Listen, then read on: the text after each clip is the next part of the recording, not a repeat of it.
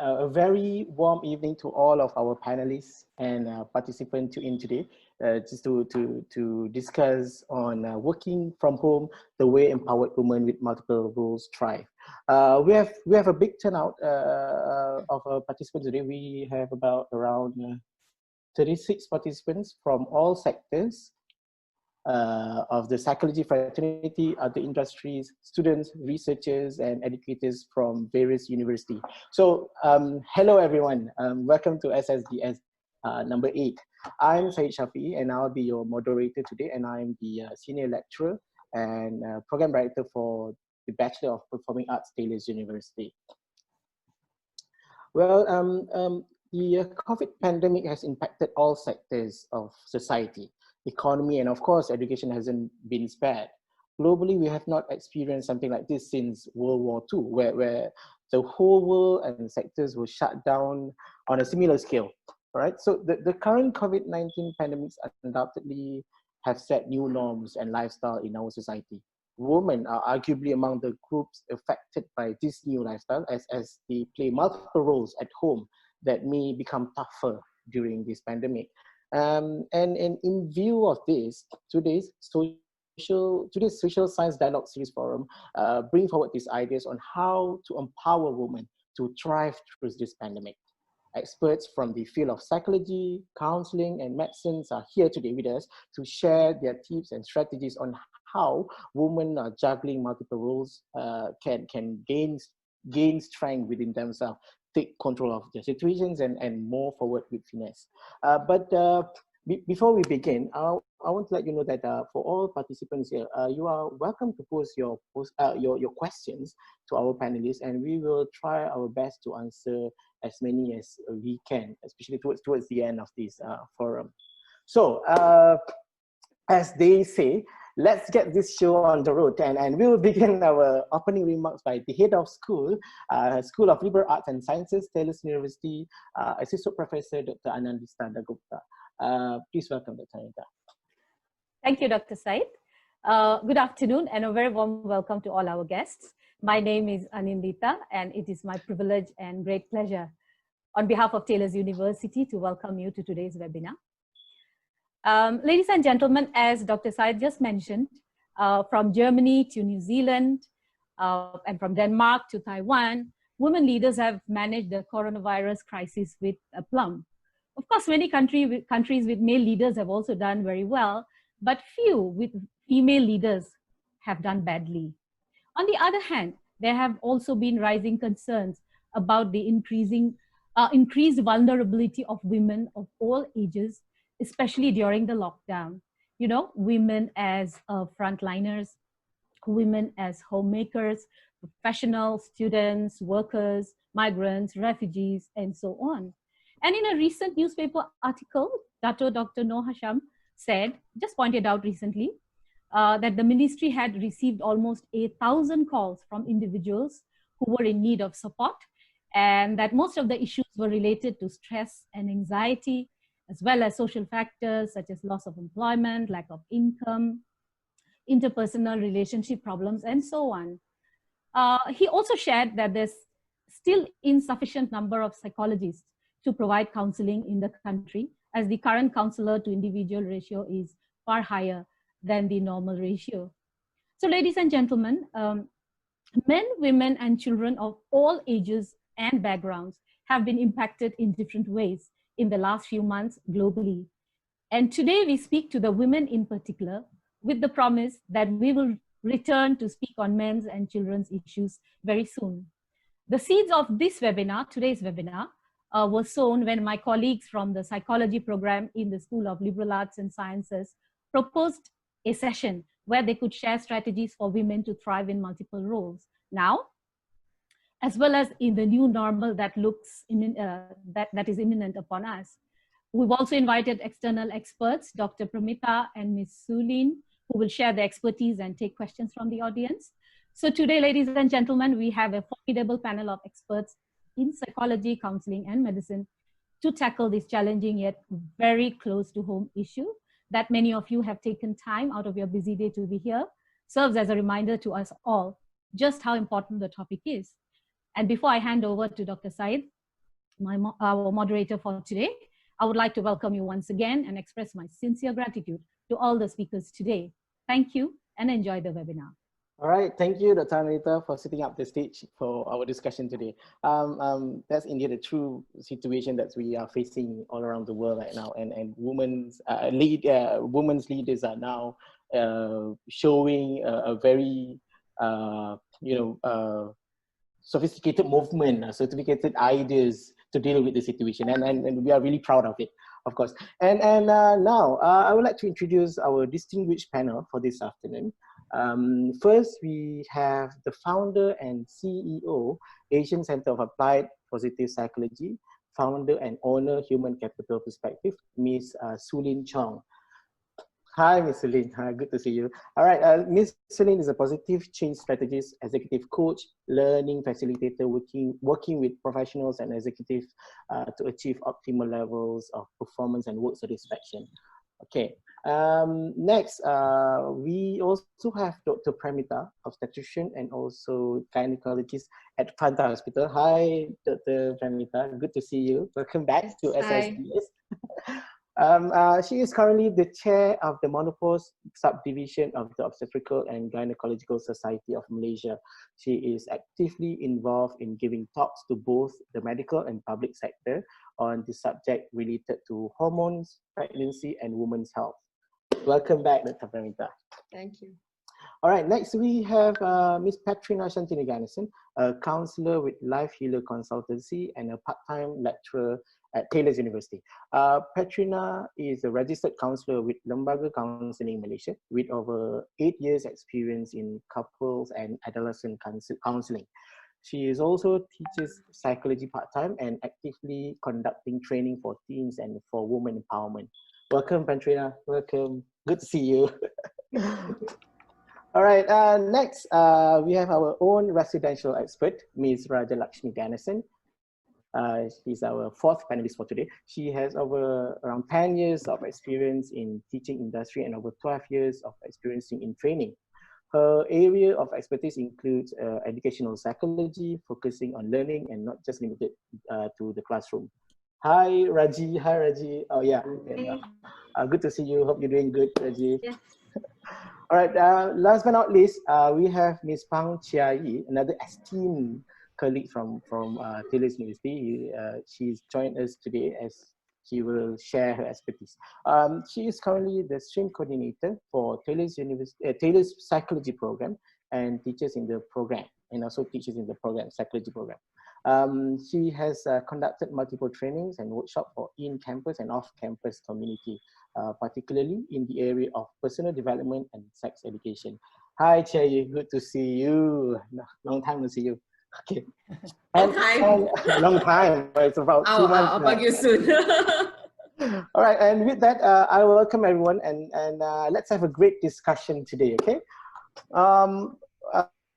Yeah. So, well, we have seen that although initially with the RMO imposed by the government across the globe caused pandemonium to some extent, the workforce has quickly been creative and adapted to the situation, leveraging on various social media platforms and implementing innovative methods to continue working. This enabled many to work from home. Although this served as an advantage to the company, the home had to go through immense transformation, adopting to this new norm, right? So women especially had to now take up to the role of a mother, where there's no daycare options now, as a wife with husband also working from home, and as a teacher where guiding children to do their online learning, housekeeper, cook, and the list goes on and on. And on top of being a full-time employee. Yeah. So women prior to MCO were also juggling with these multiple roles. However, now she needs to do it all in one place with everybody present at all times. So the question now is, how do you do it? You know, how do you guys do it? So maybe perhaps Ms. Sulynn, okay, let me just jump straight into the agenda today. So perhaps Ms. Sulynn, can you, as a woman, how can women with multiple roles thrive in this kind of situation, Ms. Sulynn? Okay, good afternoon, everyone. Thanks for joining us. Since I'm going first, I'm going to start from the top, which is from here. Okay. So what we're going to do is I'm going to take you through breakneck speed in the next couple of minutes through how we can control the amount of stress that we feel, the amount of stress that is going through our heads, and how to unclog some of that stuff that's making us feel super stuck at this time in our lives. So first of all, women in multiple roles. I want to play fair. I think not only women are in multiple roles, men are also in multiple roles. Because when I told a male friend that I was speaking on this, he says, what do you mean women? As if we don't have roles. If you are a daughter, I'm a son. If you are a husband, you know, if you are a wife, I'm a husband, you know, that kind of thing. So I actually dissected this a little bit. So in terms of relations, we are dealing with home, we're dealing with extended families, we're dealing with friends, community. Those are our roles. So those are same, okay? Then we talk about jobs. We talk about being an employee, being an employer, being a business owner, you know, being a breadwinner, maybe same. Still so far so good. Then we cross over working from home. We are all stuck at home 24/7. Facing people that we sometimes get a break from when we go to work, and that's okay because we get our breaks. But now we are stuck. We are stuck 24/7 for don't know how long. This is where I think the equality might break a little bit, because I know men who actually homeschool. I know men who actually cook. I know men who actually do a lot of those things. So here maybe it's a 50-50. So we have the social media that we were talking about, comparisons as well. How come your people can cook, you can't cook, and stuff like that. So all that is going on because men, women compare.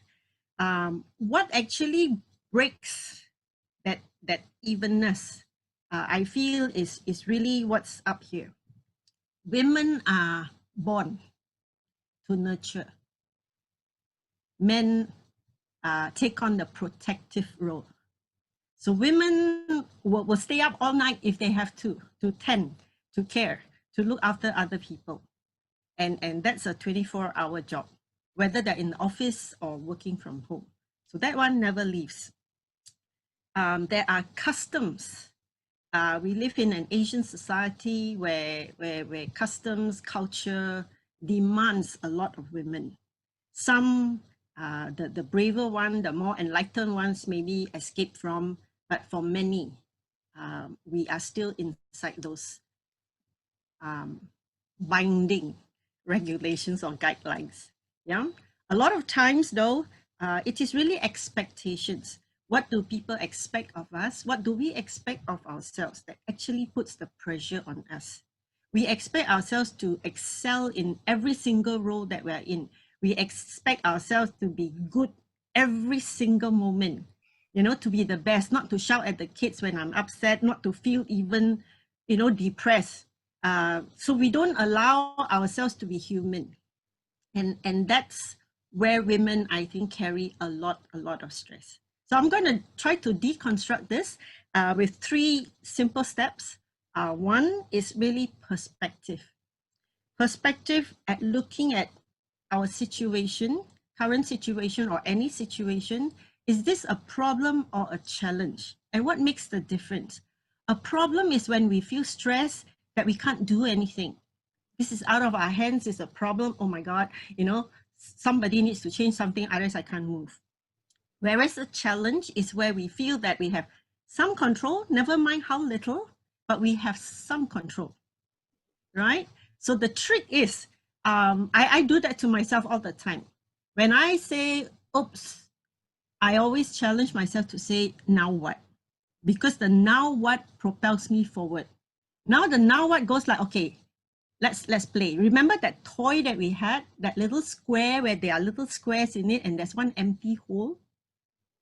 And you, I mean, if they were all filled, there's no game. The thing is, you got to put all the 1 to 25 back into order with one chip missing, and you can shift them around and see how clever you are. And life is like that. If you feel that you have zero control, you feel stress.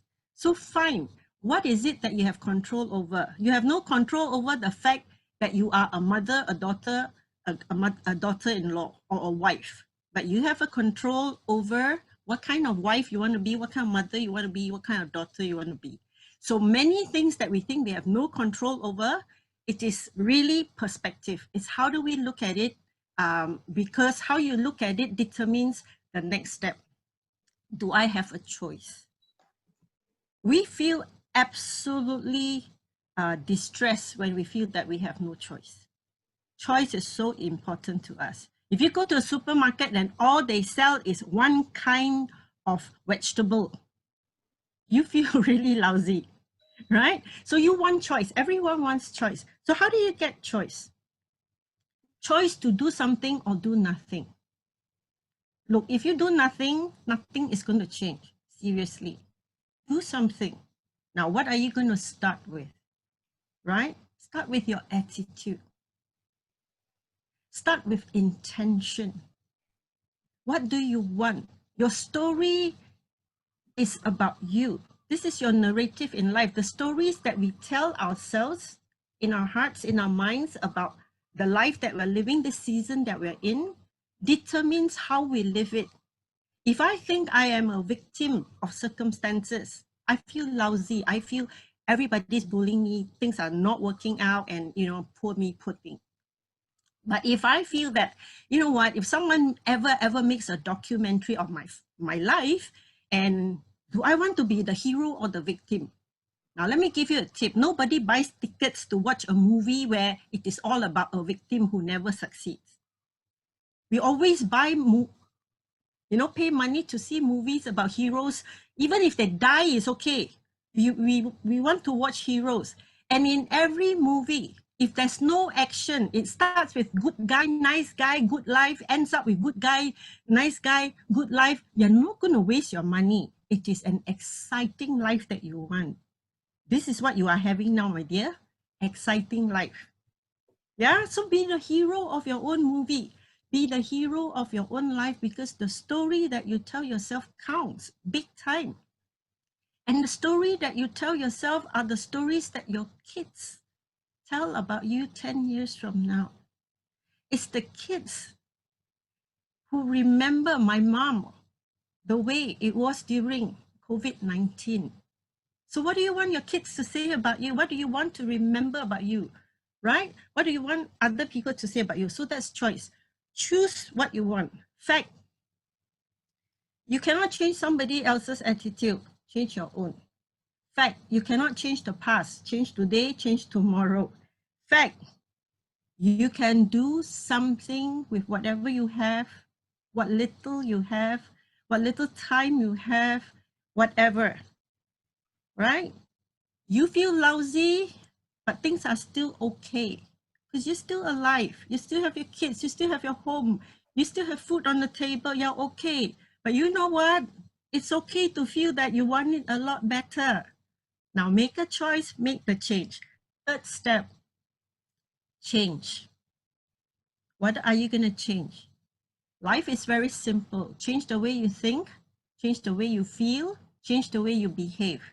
And the three of them impact on each other. So what do we do then? Now that you are aware that you have control, you have a choice, what do you want to change? Be intentional. Set an intention. You cannot change to be super mom just after this webinar. It doesn't work like that, right? Be intentional. Have a plan.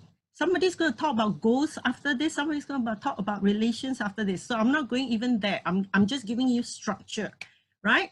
Change. What do you change? Be intentional. Be aware of your emotions. If I'm feeling lousy, what is lousy? Let me tell you, just before this webinar, just before every webinar, my blood pressure goes up, my heart rate raises. And I've done this thousands of times in front of thousands of people.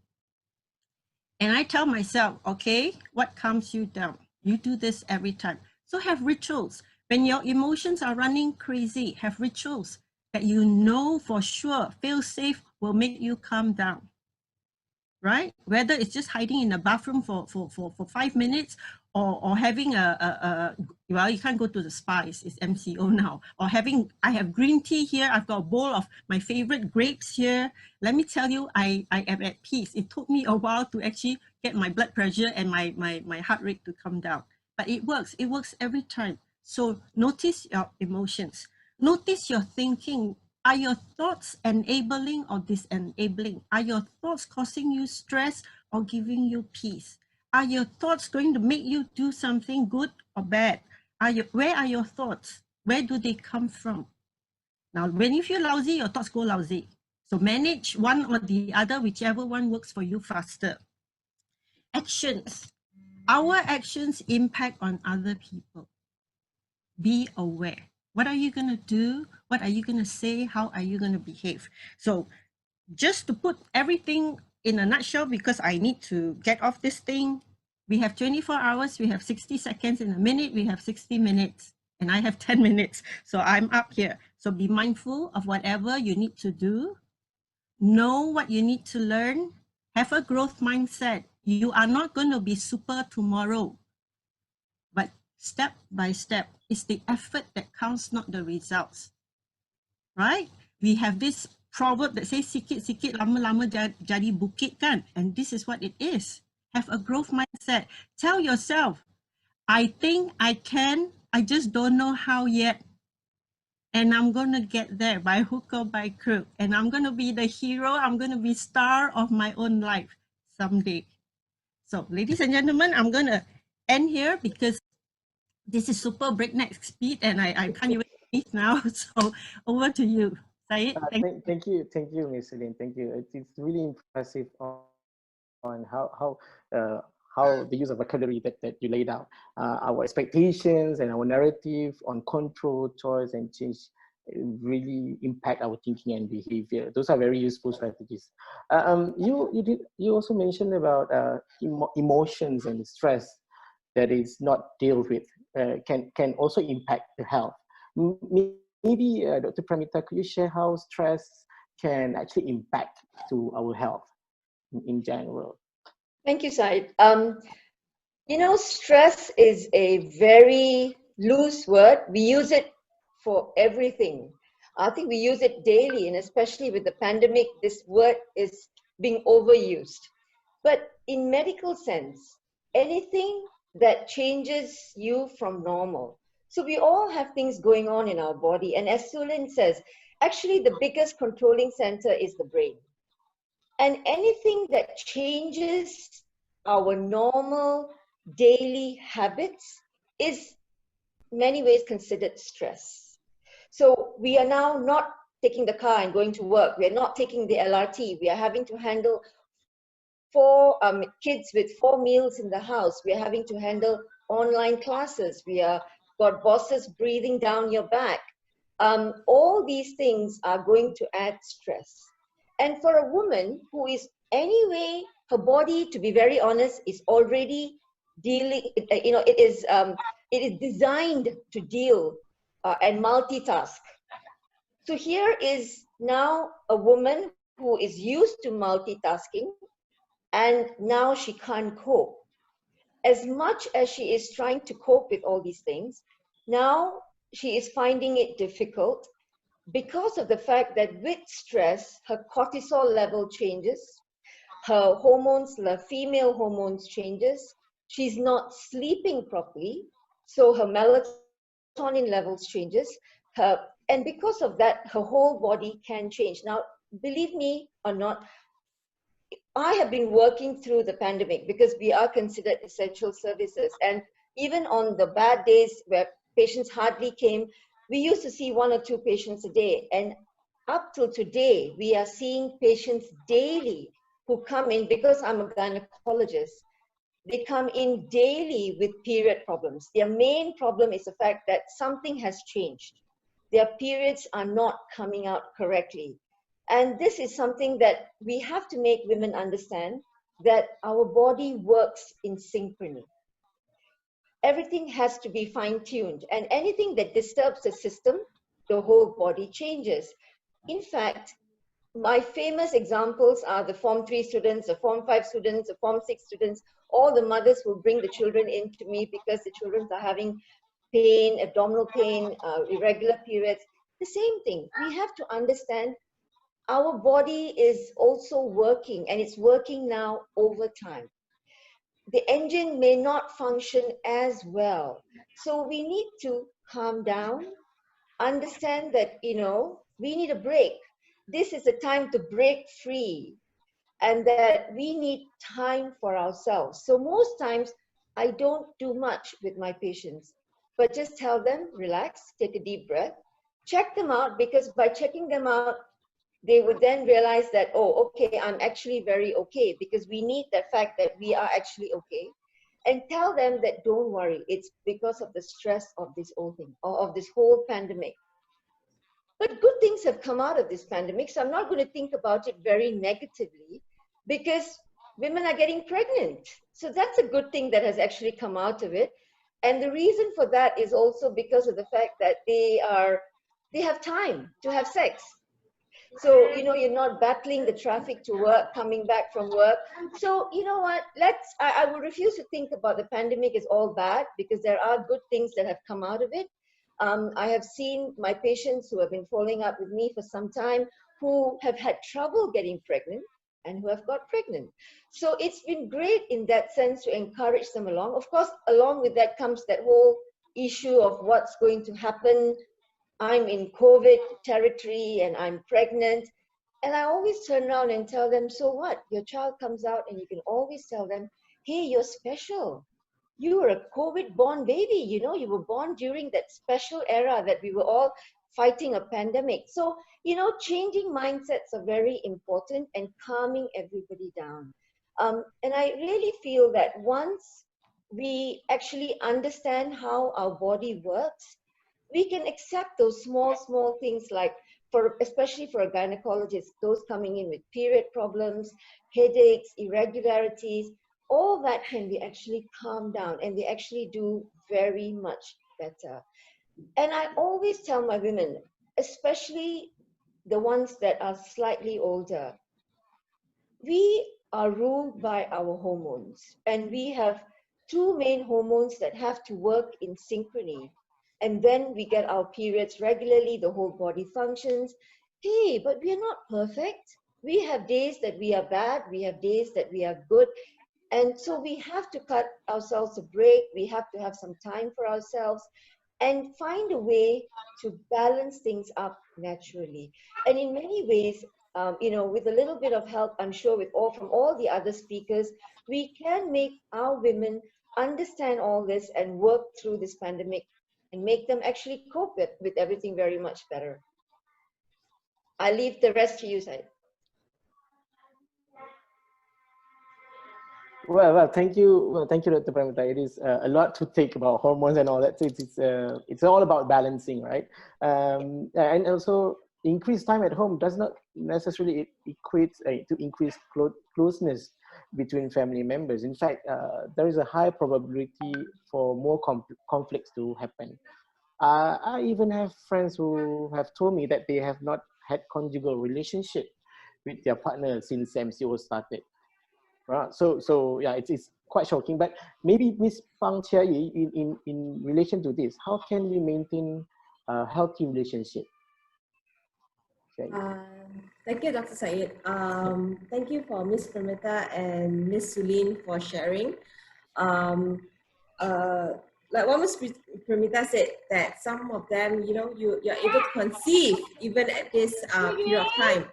But for some people, it's actually more pressure to conceive because societal expectation that, hey, we're having a lockdown, chances are you're going to have more sex. I'm sorry, maybe you might want to censor it, but Dr. Syed. No, that's reality. Go ahead. That's the reality. And to me, it's a form of stress. Like you're stressing the couple to have more sex because it's a lockdown, because it's MCO, and people expected you that, you know, you're married, you're expected to have sex, and you're expected to have kids. So maybe I can give this question to Dr. Pramita, maybe to answer after all this, is do you see a huge baby boom after this? Or do you see people having more stress after this whole MCO is being lifted? Because, because there's expectation that, hey, you're being locked down, you're at home, you have nothing to do, right? You can do, you know, other stuff. So, so when it comes to relationship, for those who are listening to me right now, basically we're talking about different type of relationships. So there is societal expectation when it comes to relationships. Society expects that, you know, if you're newlywed, people expects you to have more sex. I'm sorry if this is it's fine, yeah. yeah, okay, I'm sorry, moderator. We have no, you know, checklist what is we should be. So so there is some form of societal expectation that, you know, if it's locked down, you're supposed to have more sex, therefore chances of you having a child is higher. So if you don't conceive, if you don't get pregnant, there is you know, we don't label the men, but we label more of the women of being a failure. So I think Dr. Premita might agree with me that there was more pressure when it comes to pregnancy, especially after marriage, that women are expected to conceive, especially at this period of time. Agree. Yeah. The women's problem, apparently. Yes, so it's our culture and everything. So what I'm trying to get at in general, which I don't want to exclude anyone who's listening to this, is that our listeners can be someone who is newlywed. Our listeners can be in a relationship where has tried for a period of time. Our listeners can be someone who is a single mom. And what I want to say today is basically trying my best to address to every woman in here right now, whether you are a single mom with, or maybe a single mom living with in-laws, or single mom which living with disability. You know, I'm trying my best to address, because what I was invited to is talk about relationships.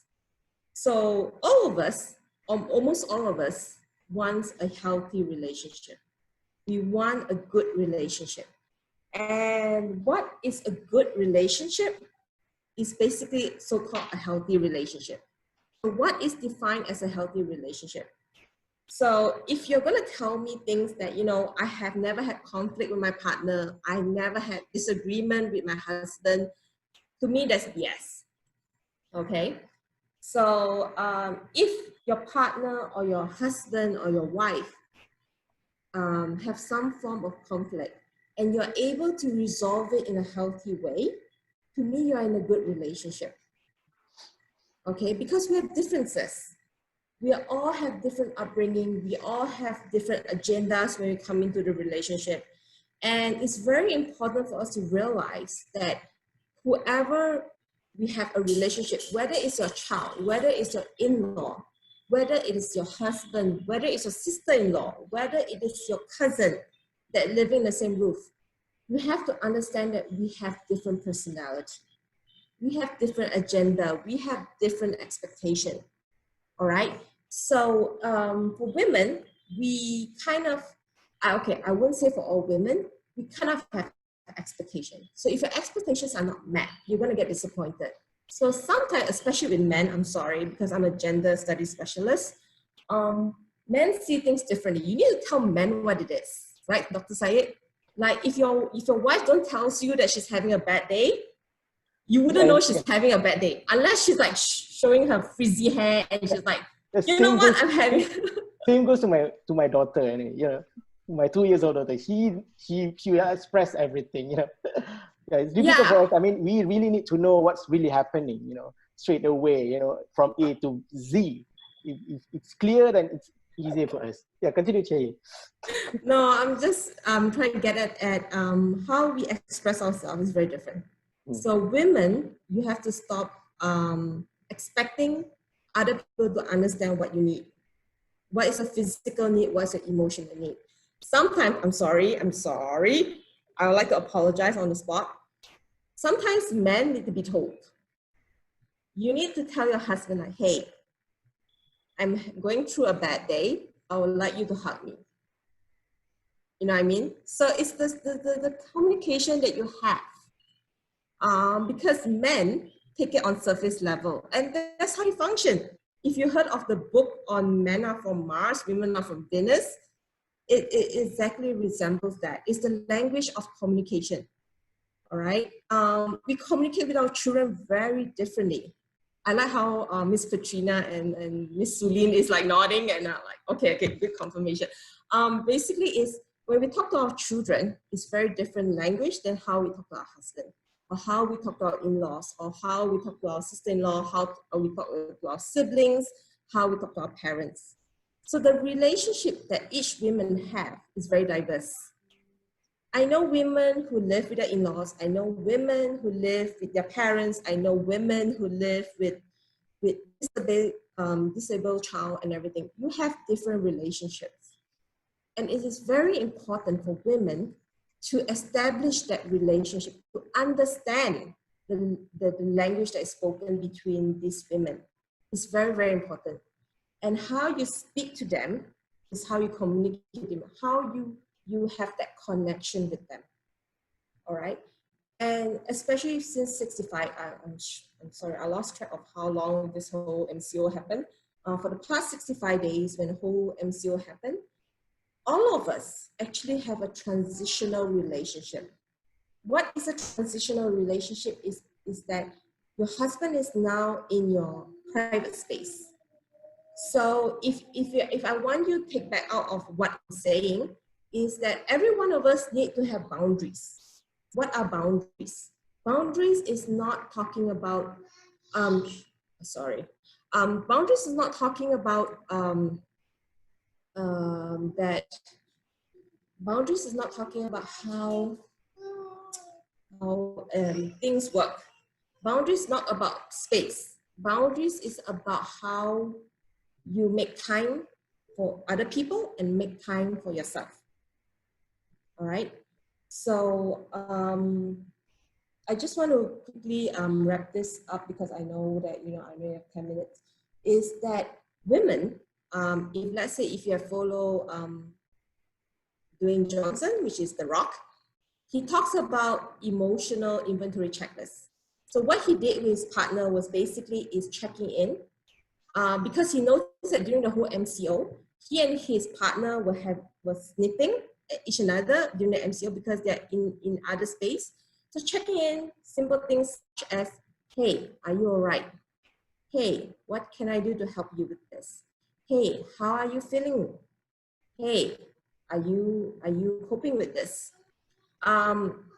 So basically what I'm trying to get at is that we all need to find our language between our partners, whatever relationship we have with others, and try to find a common ground.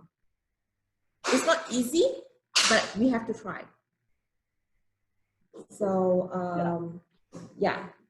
Thank you, Jai. I also want to add something. As a husband, as a father, as a husband especially, I think from my own perspective, I think sometimes I really appreciate whenever my wife comes to me and say, hey, I had a bad day, can I have a hug? So I think as a husband, as a gentleman in this room, I think it is not, I want to say like, we actually appreciate those kind of thing, we actually really need those kind of things. You really need to tell us, and then we are going to comfort, because as what Sulynn mentioned earlier, gentlemen usually, men usually will side on the protective kind of role. See, so I think, I think I would appreciate that moment, whenever my wife explained to me what's happening in her day and all that. So so thank you very much again, Chai. Another big question here is, how do you guys manage time? How women manage time? So maybe Miss Rajalakshmi, could you share with us some strategies that you feel like you think that it is beneficial for all the women? All right. Thank you, Mr. Shai. Can you hear me? Yeah. Okay. All right. So thank you, Mr. Said. Yes, the golden question of how can we manage time? I think this question is not just applicable during this MCO period. I think everyone has this question on how can I manage my time better? But I think now during this MCO, during this pandemic time, this managing time has become a bigger issue because yes, women, we have multiple roles even before the pandemic, but now we need to deal with all these multiple roles with distractions in the house from our child or from the husband or from whoever's living with us in that house and in that home. So now it has become even more a challenge to manage time. All right, and looking at how things are going, I think most companies now are what do you say, encouraging their employees to work from home. So this period of dealing everything in the home is definitely going to increase. And I think I believe some parents, especially with young children or with having elderly in the house, would prefer to stay home and work because of the fear of getting the virus. Because if you see the cases in our country is actually quite unstable. It's going down, it's going up, and it's a little unstable. So now this question is a very good question, managing time. So how do we manage time? So let's just look at the multiple roles, for instance. So what's happening in the house? So what are women doing in the house? So let me just share with you. This just happened yesterday. So I was on a call with a colleague. It was around in the afternoon, and we were having a discussion. It was a serious discussion about work. And while we were having the discussion, she was actually frying soft shell crabs because I could hear her talking as well. And she was also paying attention to her daughter, who was clinging on her leg, asking for attention. So you see how, I mean, previously when women were juggling multiple roles, when you are a full-time employee, you're a mother, you're a wife, you're a daughter-in-law, but everything had its place and had its time. You go to work and you be an employee, you come back home, you're a mother. So everything was a different location. So now the difference is that everything is happening in one roof. So I would like to share a personal experience as well. So when MCO started, I had a bit of issue as well. One of my biggest issue was I couldn't focus. So when I'm at work, when I'm doing my work, when I'm having my classes, or when I'm writing emails or marking, and then I hear my children downstairs with loud sounds or crying, I suddenly feel the sense of guilty, like, okay, I'm at home, I should be attending to them. And then when I'm with them, playing with them or just being with them, and I'm thinking about work, like, oh, I have to finish this, I have to finish marking this, I have to finish prepping for this, I need to do this review. So, and my focus, and I'm not 100% focused with my children, I'm thinking about work. And I felt guilty. When I'm with my children, I feel guilty of not doing my work. And when I'm at work, I feel guilty for not spending time with my children. So, and I was thinking, this cannot be it. I can't go on being like this. So I was trying to think of a strategy, and I did come up with a strategy. And I think I'm going to share this strategy with you today, because I think it did not only help me survive this pandemic, I think, as the title goes, it helped me thrive through this pandemic. So combining many wisdoms out there and many psychological theories, I developed this strategy, and it's a very simple strategy. This strategy is plan your day. Plan your day. So let me repeat, it's just planning your day. It's as simple as that. As the saying goes, the failure to plan is actually a plan to fail. And that statement actually holds a lot of truth. If you have your day planned, you will be very clear on what is expected of you, what you need to do. You know exactly, you have control of what's going to happen. So, sometimes we find ourselves from the time that we wake up until the time that we go back, we are just constantly doing something, attending to work or the house or the kids or the husband, right? We are constantly doing something, but are we being productive? Are we really doing what we need to do? So being busy and being productive are actually two different things. So my strategy was start your day with a plan, right? So in developing this plan, there is also certain strategies. And let me share with you this strategy. So the first step is, let's say every day you wake up at 8 a.m. Now you wake up at 7 a.m. in the morning. So push yourself and wake up an hour earlier, and this is your hour. So what do you do in this hour is, it's your time. You sit down with the book and you write down what you need to do for that day. Yes, write down. Don't think about it. You know, some people, you wake up, you lie on the bed, and then you're just like, okay, today I need to do this, this, this, this. You're just thinking in your head. You're running the whole day in your head. Okay, this is how my day is going to be. But that will not be very strong, because it's all in your head. And when things are in your head, it's all jumbled up with so many things. The other day, I actually had a conversation with Miss Sulynn, and she was sharing this very interesting analogy with me. When you are having any trouble or problem, it's best speak it out with somebody or write it down.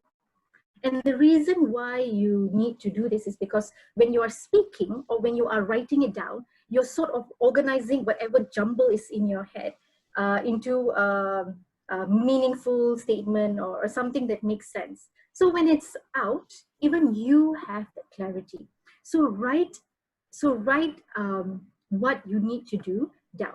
So many people do this, actually. They write this, but many people also don't get to accomplish the things that they write, because the way how you write your goals or your little or the tasks for the day also matters.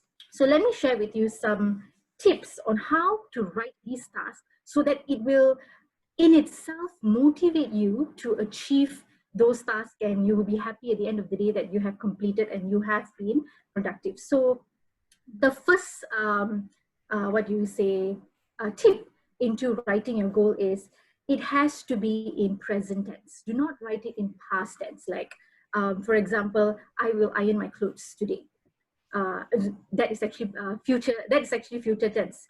You will say I will iron clothes, or I will write 300 words in my assignment or whatever. So writing that goals in present tense, not future tense, and of course not past tense.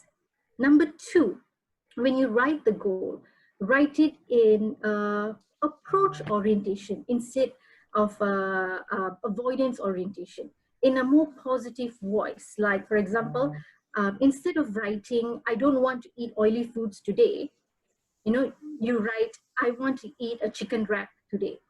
So when you write it in an approach orientation or in a positive voice, it's actually telling you what to do.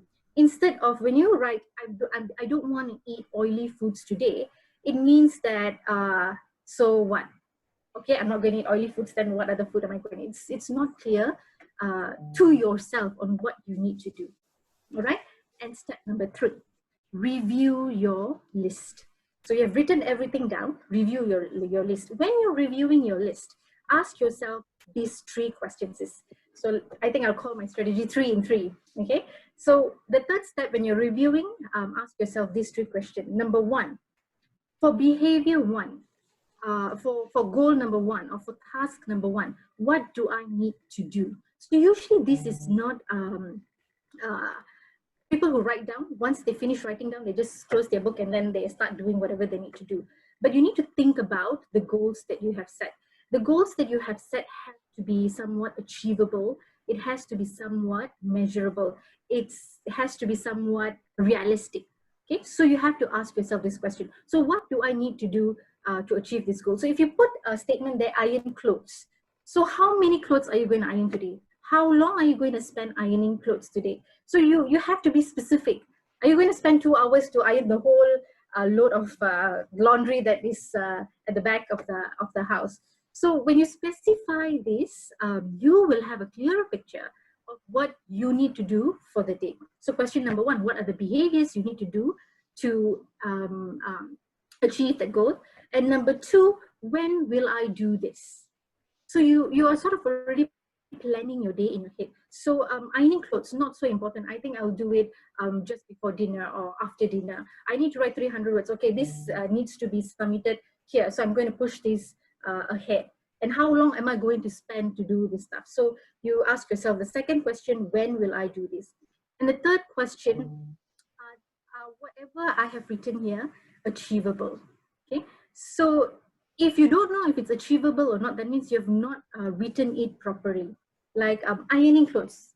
Okay, if you, let's say I'm going to spend 10 minutes ironing the clothes, or I'm only going to iron 10 pieces of clothes today. So that is more realistic, that is more measurable. And when you're done, you know that you are done. You have completed that task because you have said clearly that I'm going to iron 10 pieces of clothes today. So yes, so you write this. So when you have all this down, and you have a very clear understanding of what is expected of you that day, what you need to do, even anything comes in between, you know how many things I have to do, or you know that, okay, this can be pushed to another day. You have control over your day. And what's being empowered is it means that you have a sense of control within yourself. So by having this little practice every day in the morning, just push yourself to wake up 1 hour early and plan this. You will see tremendous change in your daily life. You won't be struggling through your day, managing so many things. You probably will be like, just, you know, for you in your head, it probably will be very smooth because you already know what you are going to do. All right. So, and the final step, closing the loop. At the end of the day, of course, you need to go back to your list and you have to evaluate whether I have done this and I've done this and I've done this. So if you have created your goals in the manner that I told you just now with those tips, when you tick off, I tell you, the sense of achievement that you get, oh, I was productive today. You know, I did so many things today. You know, you will feel good about yourself, right? Yes, so that would be the second last step. The final step in this whole process of planning is what I would call the introspection. This introspection is actually a very powerful thing that a person can do. Introspection means is the examination of one's own mental and emotional processes. It is basically means that you are looking into yourself. So to close the loop of this whole the whole strategy, so the last step is you do it just before you go to sleep. So you're already on bed and you're going to sleep. Before you sleep, just run through in your mind the whole day what has happened from the time you woke up. Okay, so you think, okay, my alarm rang at 6 o'clock, but I was still feeling sleepy, so I hit the snooze button and then I continued sleeping, and in 10 minutes it rang again, and then I snoozed it, and actually I ended up waking at 9 o'clock. So you just run through. Don't evaluate yourself, don't judge yourself. Just like, you know how filmmakers just go through their film. So just run through your whole day. So this is introspection. So when you initially start this, you probably won't pass 12 noon, you probably fall asleep. But with practice, you would be able to run through your whole day. And when you do this continuously, first day you may not see any difference. Second day you might not see any difference. But in a week, you will start to question yourself, why is this happening again and again and again? I think I need to change myself. And that voice that comes from within you to asking you to change yourself is more powerful than any voice that is coming from outside. And you will change yourself because it's you that is telling yourself. You know, how can you be, you don't want to see yourself in a bad way. So the transformation that will happen to you when you go through this introspection process, it's wonderful. So if you follow this strategy, I think it's not so much time management, I would say, it's more towards behavior management. So if we can follow these principles, I think, yes, you can thrive. All right. So I think I took more than 10 minutes of your time. So I would like to pass it back to you, Saeed. Thank you very much, Raji. It is very, very interesting. I think it's very, very useful. And I have one question to ask you later regarding this strategy. But I should keep that later on. Now let's move on to our next panel, Ms. Petrina. We do also need to acknowledge that not all homes are the same, and not all women experience are the same, right? So, Ms.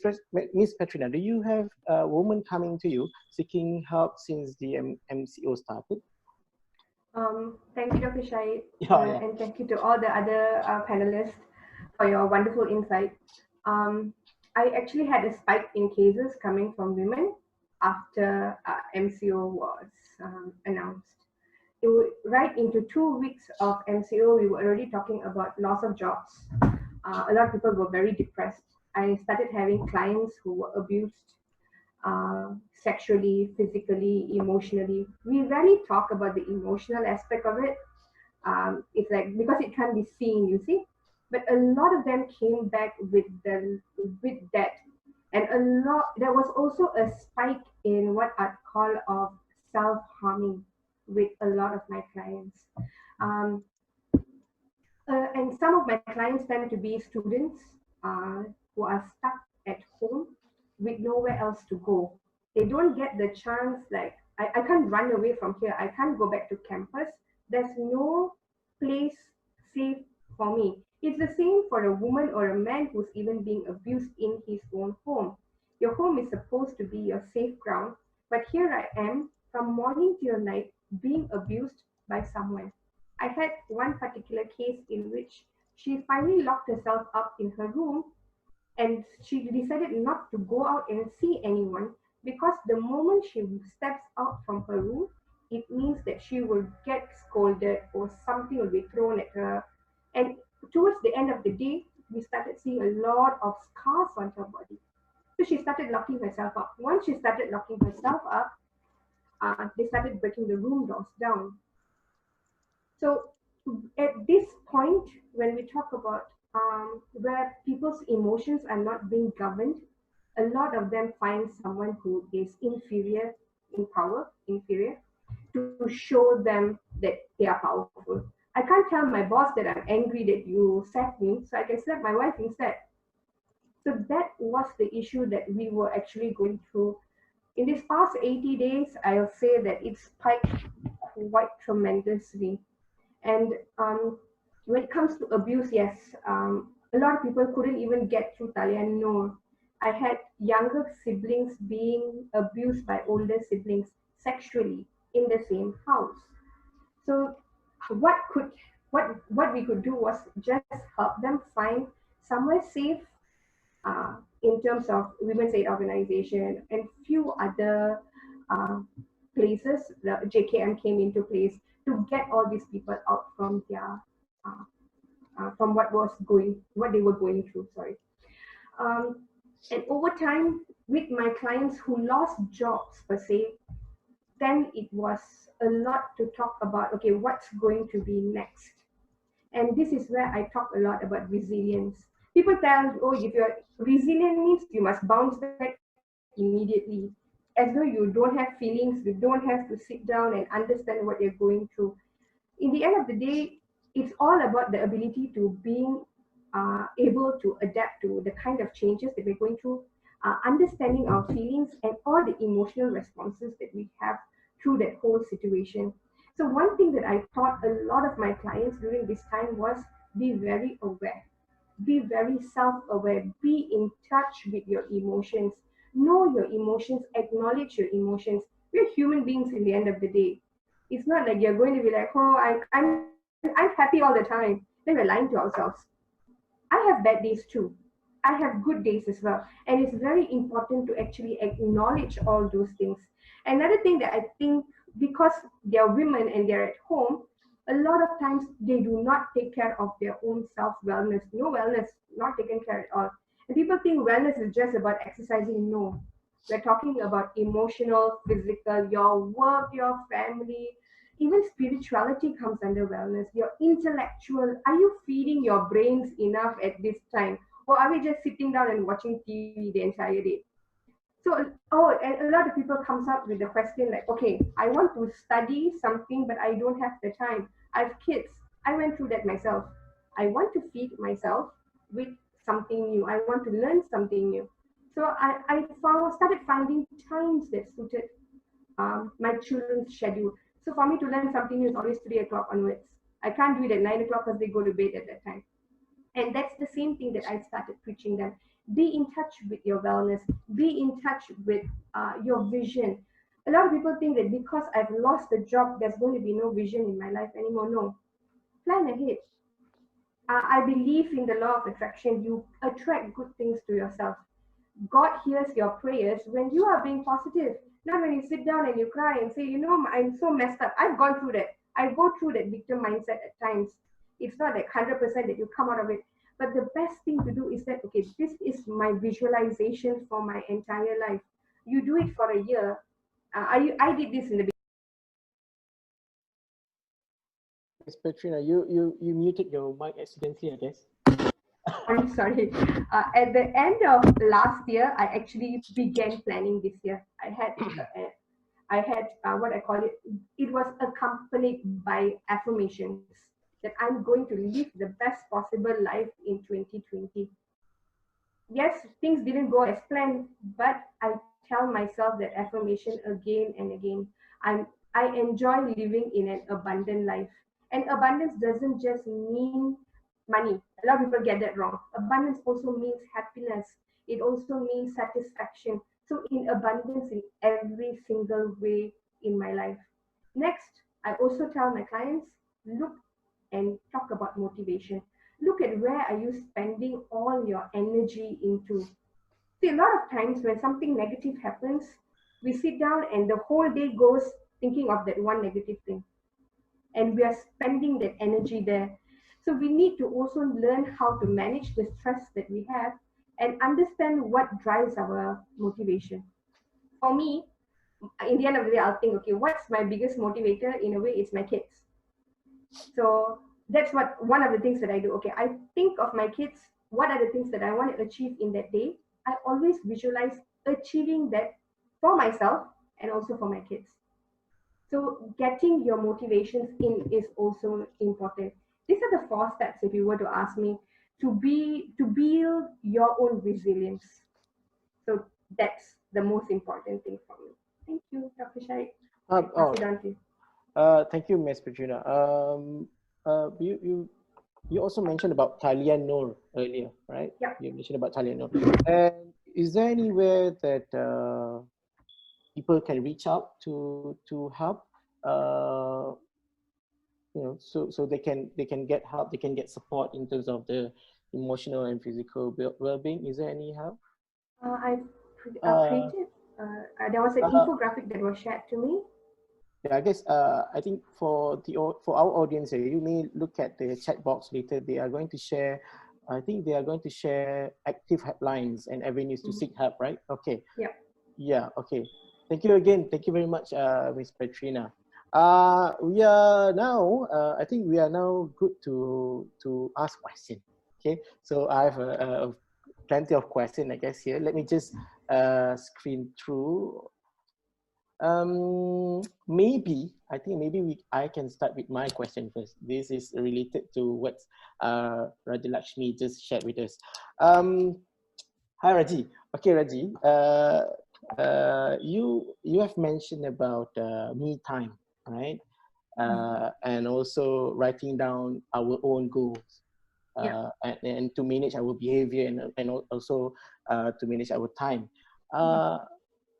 In your point of view, it is going to be a good practice if we share our goals or we share our plans to together with our partners. Let's say I plan to do this, and this, and then my wife plan to do this and this, and before the day starts, we share our goals. Is it from your point of view? Is it really crash down the idea of me time, or is it are going to be like supportive each other? What's your opinion? I think that's thank you, Dr. Saib, for your question. That's very good actually.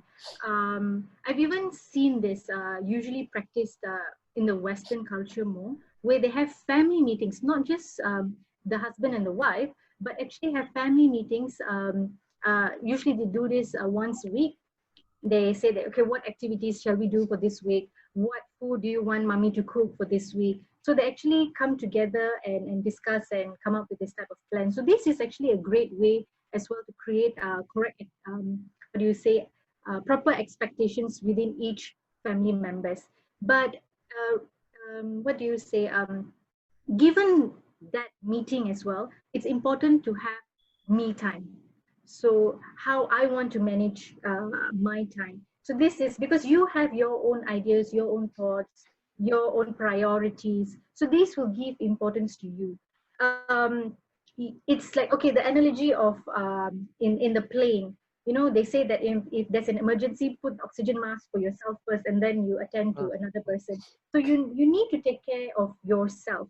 And when you're taking care of yourself, you're actually helping your family because you are well to help your family. So I think the me time is very important, and additional couples time or a family meeting, that would be even greater. That would be even better. Right. Okay. Thank you very much, Raji. Thank you very much. I have this one question. I think it's this is for Dr. Pramita. Okay. So the question is, okay, let me just read it through. I have a newborn baby, and after my maternity leave, working at home during the day is very difficult for me. I try my best to handle everything well, but I realized I got health problem. I cannot sleep well at night, so I need a break. But during this COVID-19, it is difficult to take a break at home. I will see many. I will have to do many works. Sorry, I will see many works to do. Do you have any suggestion on how to take a break when you are advised to just stay at home during this pandemic? This is from Rika. Yeah, I did actually answer her just now, but I will give you personal stories. Basically, when I delivered my son many years ago, juggling work and trying to be a mother was not easy. Of course, I didn't have the pandemic to deal with, but time is short. And for me, it was the fact that as a mother, you feel that you need to do your best for your child. So trying to let go and spending some time to yourself or going to work sometimes comes in with this massive guilt feeling, which is not really good. So what I do tell mothers is that if not for the pandemic, I usually talk to the fathers, take your wife out, go to the hairdresser, wash your hair, have a pedicure or manicure, but I can't do that right now. So basically what this poor lady has to do is find a slot in a day, and I totally empathize with, I agree with Raji, because this is exactly what you said about having your me time, getting up in the morning.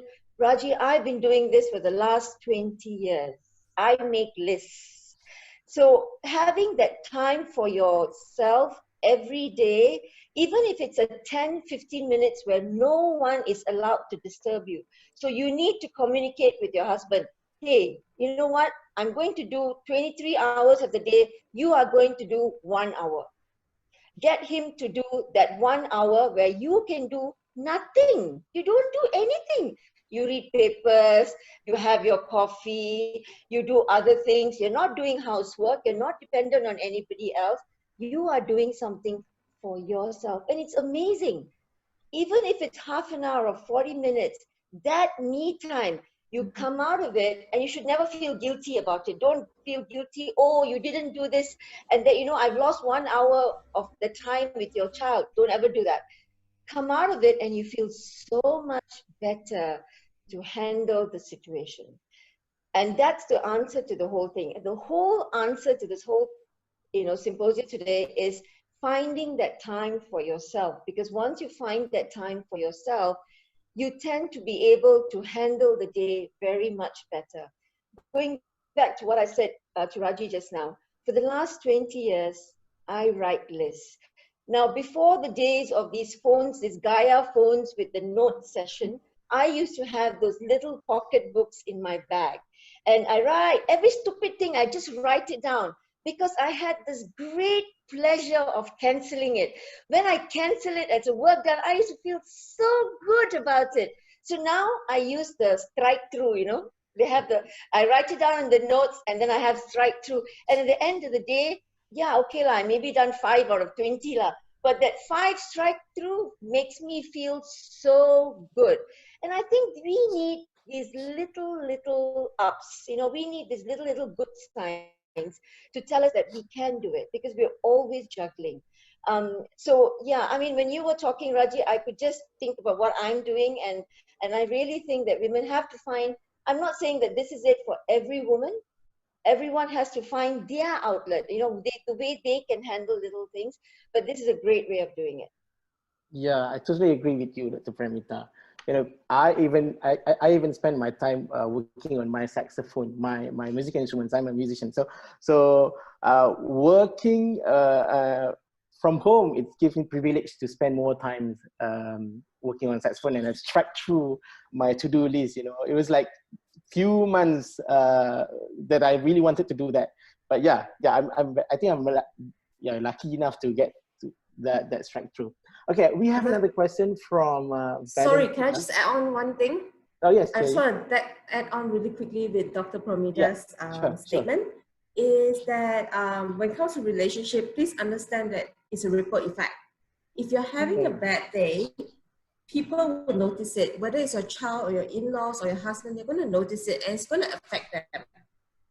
All right, it's a ripple effect.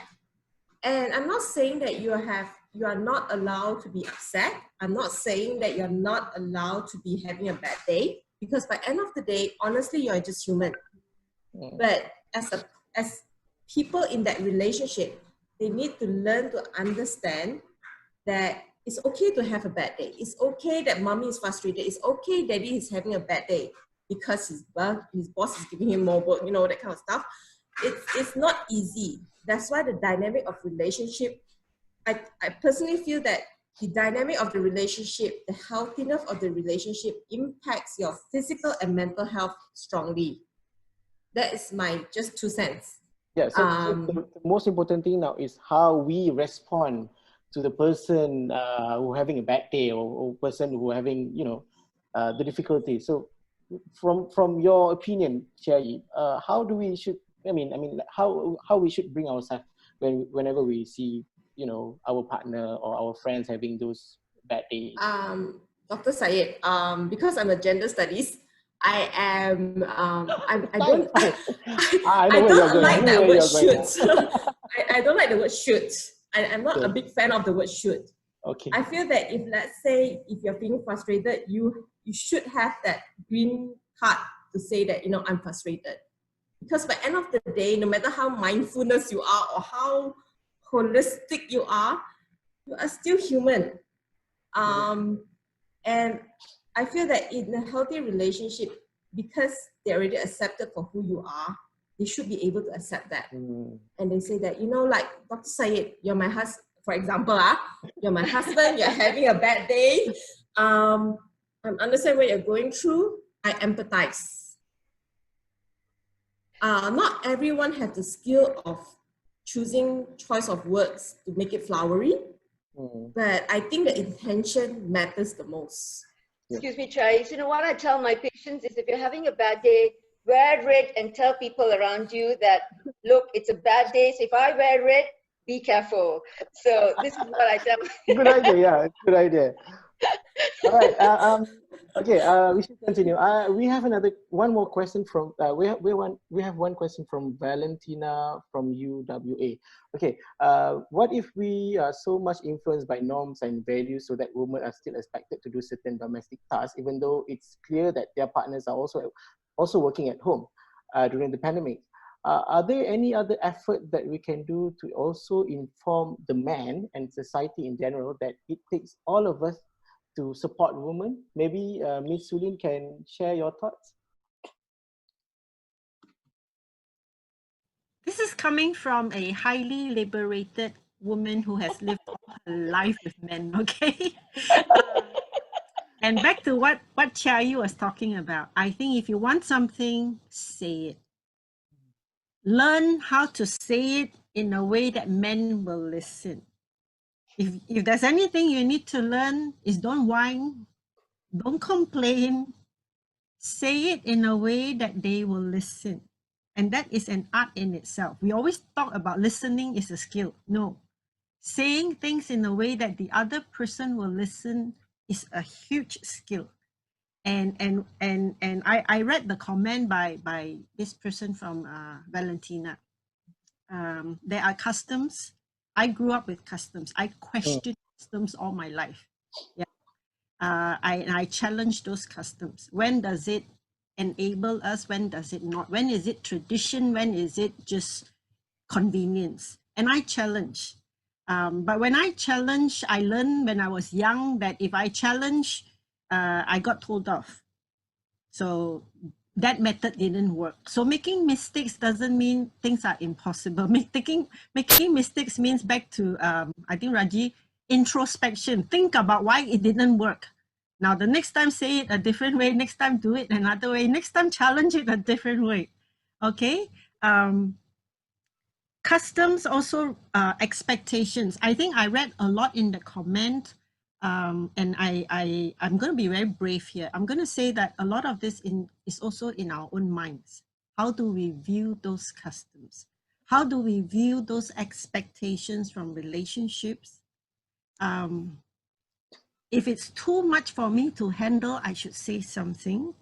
But if I resent something because he's not doing it and I am doing it, view. Sometimes I don't know how to say this in a short way, but love matters. In all families, in all relationships, come from a place of love. Love enough to do the chores. Love enough to speak up. Love enough to want sustainable, healthy relationships. Because if you keep quiet, you feel victimized. If you keep quiet, you have negative emotions. When you have negative emotions, it's signs your brain gets stuck. You can't think.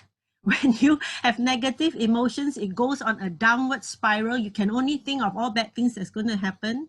When you have positive emotions, and love is one of those, it gives you courage to do the right things. It gives you curiosity to listen to someone else.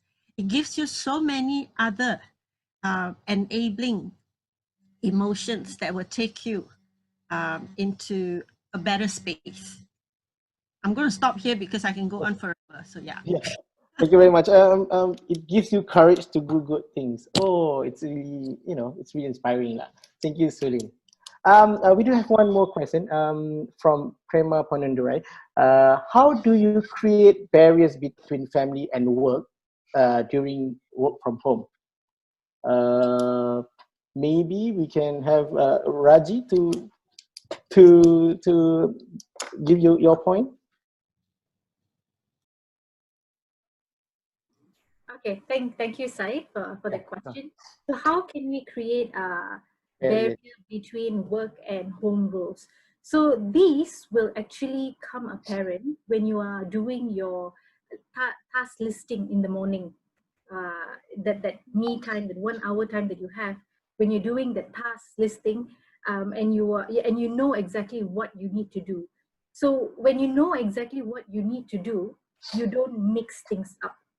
Only when you mix things up, then there's a lot of this jumble, and then you are neither here or neither there.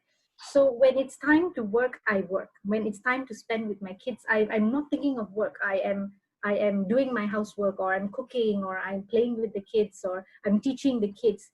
So it has to be compartmentalized, and you can do that when you start listing down, and when you give the time for when you want to do this. Remember the second question when you're reviewing your goals. The first question is what behaviors I need to do, and the second one, when am I going to do this? So there you will actually draw your barriers.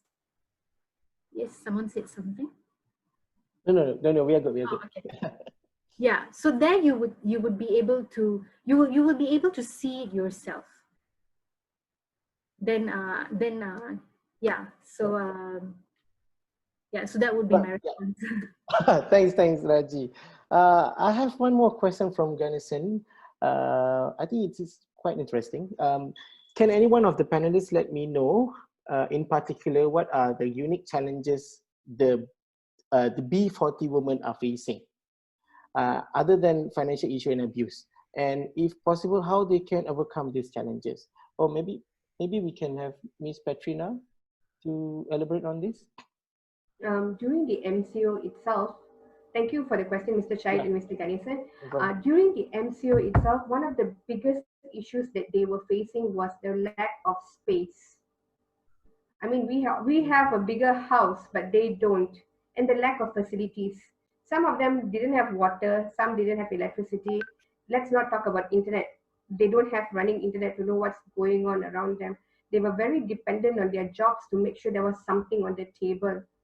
But one good thing that I noticed with a lot of these women was they rose up.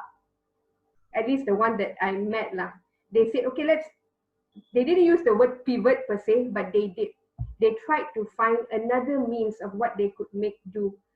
I mean, imagine 12 people living in a house that can only fit 4 people, not having space in the kitchen. And this was what most of them faced at that time. I had students who were actually in the B40 community who didn't have access to internet to even attend the online classes. So this was some of the biggest struggles that they had. They didn't have computers. Not students who I was teaching in Taylor's, but students in other places, they were not financially equipped with all these things. Staying in campus was different in comparison to staying at home for a lot of them.